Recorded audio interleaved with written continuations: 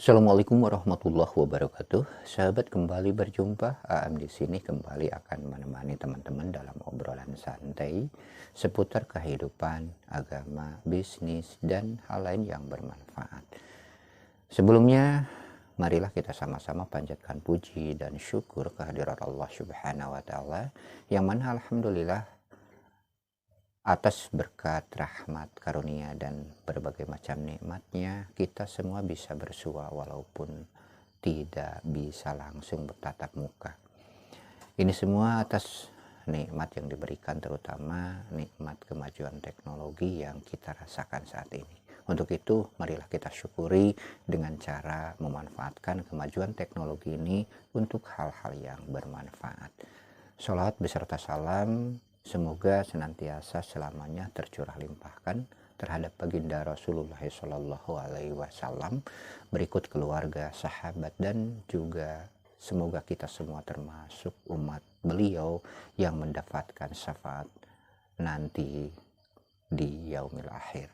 Sahabat, di video kali ini kita kembali akan ngobrol santai, dan obrolan santai kita kali ini berlandaskan atas salah satu hadis Rasulullah Shallallahu Alaihi Wasallam ya, yang diriwayatkan oleh Imam Ad-Dailami, di mana secara jelas di dalam hadis tersebut bahwa Rasulullah Shallallahu Alaihi Wasallam memberikan gambaran kepada kita bahwa ada 4 manusia di mana ketika memiliki sifat ini, Allah Subhanahu wa taala akan membangunkan kita rumah di surga, dan juga akan senantiasa mendapatkan naungan Allah Subhanahu wa taala dengan nurnya. Ketika Allah Subhanahu wa taala menjanjikan kita sebuah rumah di surga, ya artinya ketika kita mempunyai sifat ini atau senantiasa menjaga ini, artinya ya kita akan dimasukkan surganya Allah. Buat apa Allah Subhanahu wa taala membuatkan rumah buat kita kalau kitanya masuk neraka? Nah, ini bahasa yang justru dengan ini atau dengan kalimah-kalimah yang akan dijelaskan ini, kita semua akan dimasukkan surga dengan cara yang ya mudah sebenarnya kalau misalkan kita bisa menjaganya. Nah, apa saja yang termasuk ke dalam yang dijanjikan Allah Subhanahu wa taala itu, yaitu akan dibuatkan rumah dan senantiasa mendapatkan naungan Allah Subhanahu wa taala. Yang pertama adalah yang pegangan teguhnya atau menjadi pegangan teguhnya adalah kalimat la ilaha illallah. Ketika di dalam kehidupan pegangan utamanya adalah kalimat la ilaha illallah, maka itu adalah salah satu umat manusia yang akan mendapatkan seperti apa yang dijanjikan tadi, yaitu kita akan mendapatkan rahmat dari Allah dengan dibangunkan rumah di surga dan juga senantiasa mendapatkan lindungan Allah Subhanahu wa taala. Jadi dengan berpegang teguh terhadap kalimat la ilaha illallah, kita semua akan mendapatkan kebahagiaan. Karena memang kalimat la ilaha illallah itu kan miftahul jannah, artinya ya kunci untuk masuk ke surga. Kalimat la ilaha illallah itu sendiri ketika dijadi pegangan utama akan memberikan kekuatan yang sangat luar biasa untuk kehidupan kita. Baik itu untuk menjalani, menghadapi berbagai macam kehidupan, ujian, cobaan di dunia ini. Ketika kita berpegang teguh terhadap kalimat la ilaha illallah, tiada Tuhan yang patut disembah selain Allah, dengan melaksanakan hak-haknya, insya Allah hati kita akan tenang. Terus di samping itu juga kita akan mendapatkan janji Allah Subhanahu wa taala, yaitu kita akan dibuatkan rumah. Ya artinya kita akan dimasukkan ke surga. Subhanallah, sangat luar biasa. Ucapan la ilaha illallah, siapapun yang lancar lisannya insya Allah bisa mengucapkan. Tapi bukan itu. Bukan hanya mengucapkan, tetapi kita berpegang teguh. Artinya menjadi pegangan dalam kehidupan kita sehari-hari bahwa la ilaha illallah, tiada Tuhan selain Allah, dan dan menjadi atau direalisasikan dalam kehidupan kita sehari-hari. Ketika kita berpegang teguh bahwa tiada Tuhan selain Allah, tiada yang patut disembah selain Allah, maka kita akan senantiasa mengutamakan Allah dalam segala hal. Disinilah kekuatan itu. Kita tidak akan takut apapun, baik itu takut kemiskinan, takut dengan turun jabatan, takut dengan apa yang merugikan kita secara kasat mata. Karena kita yakin apapun yang diberikan, apapun yang menimpa kita itu atas kehendak Allah. Dan yakinlah bahwa semua yang kita dapatkan, semua yang kita rasakan adalah yang terbaik buat kita. Walaupun secara kasat mata mungkin itu ya sesuatu yang merugikan kita secara kasat mata. Karena kita tidak tahu hakikat di balik apa yang diberikan Allah Subhanahu wa taala. Allah Subhanahu wa taala tidak akan menzalimi kita. Nah, ketika kita berpegang teguh kepada kalimat la ilaha illallah di dalam segala bentuk kehidupan kita, insya Allah kita akan mendapatkan janjinya Allah. Selain itu, kita juga akan mendapatkan ketenangan dalam menjalani kehidupan ini, apapun yang terjadi.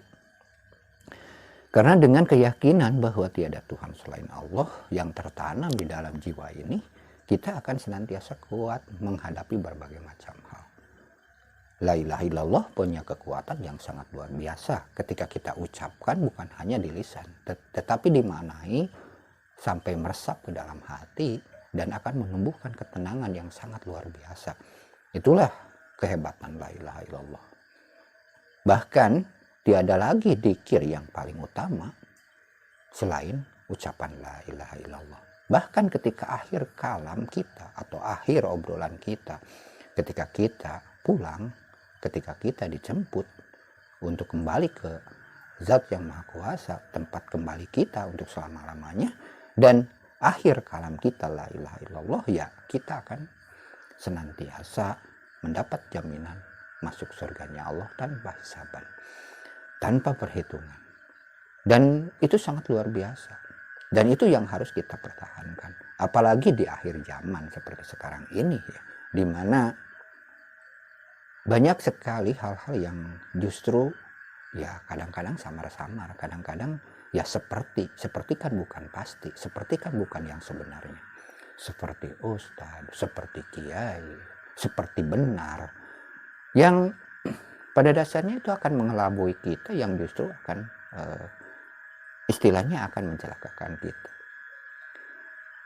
Banyak hal yang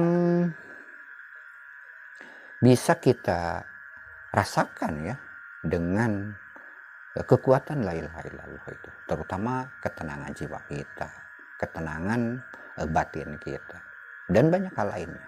Tapi harus disertai realisasi dalam kehidupan. Ketika kita mengucapkan la ilaha illallah, tiada Tuhan selain Allah, maka dahulukan Allah dalam segala hal. Itulah salah satunya. Dan secara tidak langsung nanti juga kita akan ya dibimbing Allah untuk senantiasa mengikuti jalannya. Baiklah, untuk penjelasan la ilaha illallah itu sendiri, kita akan bahas mungkin di bagian yang lain ya, karena memang akan membutuhkan banyak waktu, karena memang banyak hal yang perlu kita ketahui. Kita akan fokus dulu di 4 kalimah yang akan membawa kita kepada keselamatan, karena memang dijanjikan Allah untuk apa? Untuk kita bisa mendapatkan rumah di surga, atau dengan kata lain kita akan dimasukkan surga, dan janji lainnya adalah mendapatkan ketenangan. Jadi yang pertama yang dijanjikan Allah untuk mendapatkan rahmat dari Allah dengan dibuatkan rumah di surga, ketika kita menjadikan kalimah la ilaha illallah jadi pegangan kita. Dan ketika kita, yang keduanya, ketika kita mendapatkan nikmat apapun itu, baik kecil ataupun banyak, maka kita akan senantiasa mengucapkan alhamdulillah. Jadi yang keduanya adalah ketika kita mendapatkan nikmat dari Allah Subhanahu wa taala, maka yang pertama keluar adalah ucapan alhamdulillah. Artinya pujian, artinya ucapan secara spontan atas kesadaran diri kita bahwa nikmat itu dari Allah Subhanahu wa taala. Bukan hanya sekedar ucapan yang ya anak kecil pun bisa kalau hanya mengucapkan alhamdulillah. Ya maksudnya adalah ucapan alhamdulillah yang disertai dengan rasa syukur, kesadaran atas apa yang kita dapatkan itu dari Allah Subhanahu wa taala. Nah, ketika kita mendapatkan nikmat, maka kalimat yang pertama adalah alhamdulillah, maka itu salah satu yang dijanjikan Allah Subhanahu wa taala untuk mendapatkan surganya Allah Subhanahu wa taala. Dan yang ketiganya adalah ketika kita berbuat salah, baik itu sengaja ataupun tidak sengaja, maka ucapkan astagfirullah. Jadi yang ketiganya adalah ketika kita secara tidak sengaja ataupun memang sadar melakukan dosa, maka kita segera mengucapkan astagfirullah. Tapi bukan hanya sebatas ucapan. Jadi disertai juga dengan kesadaran diri atas apa yang kita lakukan. Jadi kita benar-benar menyadari bahwa kita telah melakukan sebuah dosa. Dan kita sadar bahwa ada Zat yang Maha Pemaaf, Zat yang Maha Pengampun, yang Ghafurur Rahim. Selain Maha Pemaaf juga Maha Penyayang terhadap kita. Dengan penuh keyakinan maka kita mengucapkan astagfirullah. Ketika kita terpeleset, dan itu adalah salah satu yang akan mendapatkan janji Allah Subhanahu wa taala. Dan yang keempatnya atau yang terakhir di pembahasan atau obrolan kita kali ini adalah ketika kita mendapatkan musibah apapun itu. Musibah adalah sesuatu yang tidak menyenangkan hati, maka yang keluar adalah innalillahi wa inna ilaihi raji'un. Ucapan innalillah keluar secara spontan, tapi dengan kesadaran hati bahwa apa yang terjadi, musibah itu tidak lain adalah atas kehendak Allah. Dan Allah punya tujuan lain. Dan Allah yakin punya tujuan yang baik buat kita. Ya minimal ketika kita mendapatkan musibah, kita akan mendapatkan ampunan dosa dari Allah Subhanahu wa taala. Cobaan-cobaan, ujian-ujian yang kita terima tidak akan merugikan kita. Walaupun secara hakikat, secara syariat yang kasat mata kita mungkin merasakan bahwa itu adalah sebuah hal yang sangat menyakitkan. Tapi kita tidak tahu secara hakikat. Kita tidak tahu di balik itu semua bahwa semua itu adalah sesuatu yang insya Allah akan menguntungkan kita.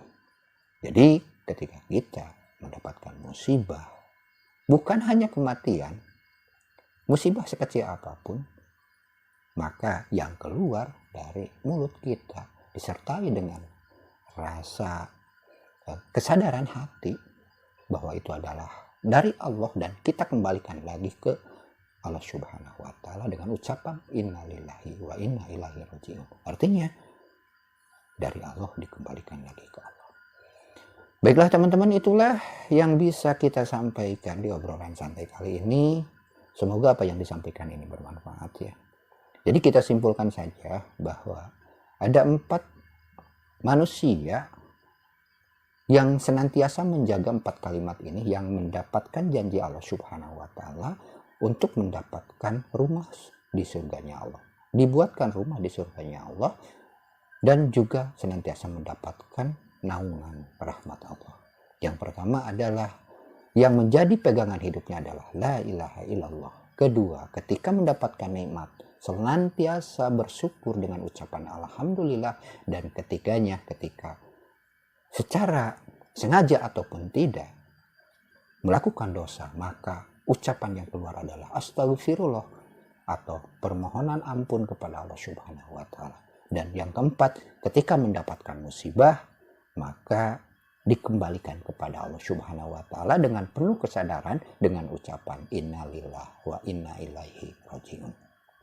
Semoga apa yang disampaikan ini bermanfaat Dan mohon maaf atas segala kesalahan, karena memang saya bukan ahlinya, hanya sekedar ingin memanfaatkan kemajuan teknologi ini sahabat untuk hal-hal yang bermanfaat. Makanya dandanan saya seperti ini, karena memang saya bukan ustadz, bukan siapa-siapa, hanya punya keinginan memanfaatkan kemajuan teknologi di mana kita bisa dengan mudahnya ya mendapatkan berbagai macam informasi dengan media YouTube ini.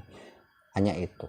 Semoga apa yang disampaikan ini bermanfaat dan kehadiran channel ini bermanfaat untuk saya pribadi, keluarga, dan juga sahabat semua. Untuk itu, silahkan untuk teman-teman yang belum subscribe, dan yang belum, mohon maaf, yang belum silahkan subscribe, dan untuk yang sudah, terima kasih atas kebaikannya. Semoga mendapatkan pahala dari sisi Allah Subhanahu wa Ta'ala. Dan jangan lupa untuk bantu share juga agar teman-teman yang lain juga tahu keberadaan channel ini. Jangan lupa nyalakan juga notifikasinya. Insya Allah kita akan terus ngobrol santai hal-hal yang bermanfaat. Baik itu dalam urusan kehidupan, agama, bisnis, dan juga hal lainnya yang tentu saja yang Am sendiri pahami. Baik, sampai jumpa di lain video. Mohon maaf atas segala kesalahan. Wassalamualaikum warahmatullahi wabarakatuh.